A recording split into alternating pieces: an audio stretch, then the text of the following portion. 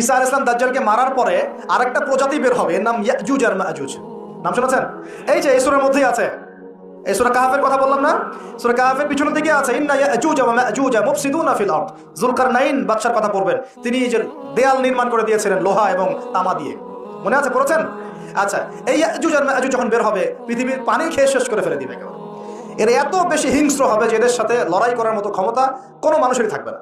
এমনকি ঈসা আলাইহিস সালামেরও নয়। ঈসা আলাইহিস সালাম তুর পাহাড়ে চলে যাবেন মুসলিমদেরকে নিয়ে, তুর পাহাড়ের ভিতরে মুসলিমরা সেখানে লুকিয়ে থাকবে, পৃথিবীর মেসাকার অবস্থা হয়ে যাবে, পৃথিবীর পানি খেয়ে শেষ করে ফেলে দিবে হিংস্র প্রজাতি। তখন ঈসা আলাইহিস সালাম আল্লাহর কাছে দোয়া করবেন, আল্লাহ এই বিভৎস এই জাতিকে ধ্বংস করো। আল্লাহ রাব্বুল আলামিন তখন ওই ইয়াজুজ আর মাজুজের এই কাঁধে, ঠিক কাঁধের মাঝখানে একটা ভাইরাস জন্ম দিবেন। কি জন্ম দিবেন?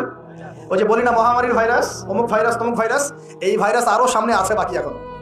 ওই ভাইরাসে, ওই পোকায়, ওই ব্যাকটেরিয়া বা যেটাই হোক আল্লাহ পাক যাই দিবেন, এতে করে ইয়াজুজ আর মাজুজের পুরো প্রজাতি ধপ ধপ ধপ করে মারা যাবে। মানে এটা ছোঁয়াচে রোগ হবে। কি রোগ হবে? ছোঁয়াচে। ঠিক যেমন আমরা একটু করোনা দেখলাম না, একজন থেকে আরেকজন, একজন থেকে আরেকজন, এরকম জিনিস চলবে আরো বিশ্বে। আর এখনকার নতুন রিসার্চ হচ্ছে ওই সাইবেরিয়া অঞ্চলের যে বরফগুলো আছে না, ওর নিচে এই 1 লাখ বছর, 1.5 লাখ বছর, 2 লাখ বছর আগের ভাইরাসগুলো নতুন করে জায়গা শুরু করেছে। হ্যাঁ, এগুলো বিজ্ঞানীরা বলছেন যে এগুলো আবার কোন দিন জানি পৃথিবীতে আত্মপ্রকাশ করা শুরু হয়। সবকিছুই ঘটবে। বিশ্বটার খুব রহস্য আছে, বিশ্বটার অনেক রহস্য আছে। আল্লাহ পাক এগুলো খেলার ছলে সৃষ্টি করেন নাই, পরীক্ষা। লিয়াবলুয়াকুম আইয়ুকুম আহসানু আমালা, আল্লাহ পাক বলেছেন। এরপরে ইয়াজুজ আর মাজুজের সব প্রজাতি মারা যাবে। নবীজি বলছেন জমিনে কোনো জায়গায় ফাঁকা থাকবে না, সমস্ত জায়গাতেই ওদের দেহ পড়ে থাকবে। আল্লাহু আকবার। এরপরে ঈসা আলাইহিস সালাম আল্লাহকে বলবেন, আল্লাহ জমিনটাকে পবিত্র করে দাও। আল্লাহ পাক কি করবেন জানেন? বড় বড় নখরওয়ালা, বড় বড় নখ আছে, নখ দেখেছেন? বড় বড় বড় বড় নখওয়ালা একটা স্পেশাল প্রজাতির পাখি আল্লাহ পাঠাবেন। কি পাঠাবেন? পাখি। এটা কোন পাখি, কি নাম আমরা জানি না, মহাবিশ্বের কোন জায়গা থেকে আসবে তাও জানি না, পৃথিবীতে আছে কিনা তাও জানি না, আল্লাহ পাঠাবেন।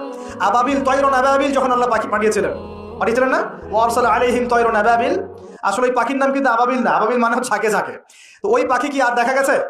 ওই রকম করে পাথর কেউ নিক্ষেপ করেছে? আর ঠিক এরকম করে বিশ্ববাসীরা দেখবে একটা ডালিমের নিচে একটা পরিবার আশ্রয় নিতে পারবে। এত স্পেসিফিকলি বলা হয়েছে হাদিসগুলোতে। নবী সাল্লাল্লাহু আলাইহি ওয়াসাল্লাম বলেছেন যে 10 জন ঘোড়সাওয়ার, কয়জন ঘোড়সাওয়ার? 10 জন ঘোড়সাওয়ার বের হবে ইমাম মাহদির সময়, যারা খোঁজ নিতে যাবে যে দেখি দাজ্জাল বের হয়েছে কিনা। ঘোড়ায় করে খোঁজ নিতে যাবে, দেখি দাজ্জাল বের হয়েছে কিনা। ওই 10, নবীজি বলছেন আমি ওই 10 জনের নামও জানি, ওদের বাবার নামও জানি। সুবহানাল্লাহ।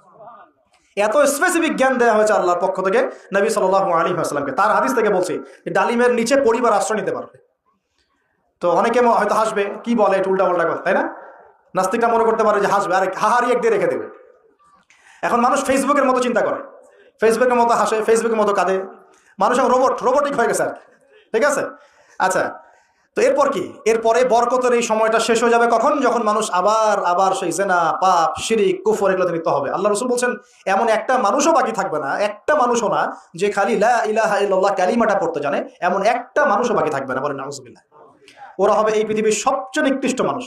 ওদের চেয়ে নিকৃষ্ট কোনো মানুষ এই পৃথিবীতে হবে না। এখনো কি এরকম সময় আসছে? আসে নাই। এখন কি লা ইলাহা ইল্লাল্লাহ আছে না? আছে। হ্যাঁ, হয়তো তার পূর্ণাঙ্গ প্রয়োগটা নাই, কিন্তু কালিমা তো আছে কিনা? তখন নবীজি বলছেন এমন একটা যুগ আসবে যে লা ইলাহা ইল্লাল্লাহ বলার মতো একটা মানুষ খুঁজে পাওয়া যাবে না। আর মানুষ রাস্তাঘাটে কুকুরের মতো জেনা করবে।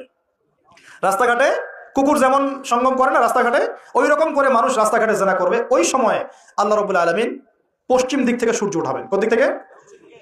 সূর্য সত্যি পশ্চিম থেকে উঠবে।